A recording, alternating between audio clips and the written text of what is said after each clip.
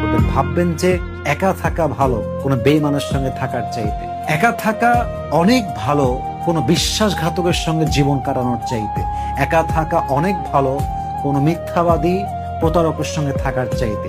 এবং আমি আমার কোনো একটা লেকচারে বলেছিলাম যে মানুষ না আসলে একা থাকতে চায় না।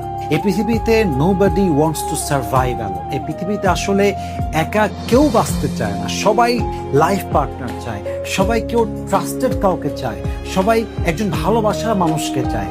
কিন্তু মানুষ যখন বুঝে ফেলে, মানুষ যখন দেখে যে আমার লাইফের সবচাইতে আপন মানুষ, সবচাইতে কাছের মানুষ, আমার সবচাইতে মায়ার মানুষ, আমার কলিজার টুকরা মানুষ, এই মানুষটা মিথ্যাবাদী, সে একটা নিমুখ হারাম, সে একটা বেঈমান, সে একটা বিশ্বাসঘাতক।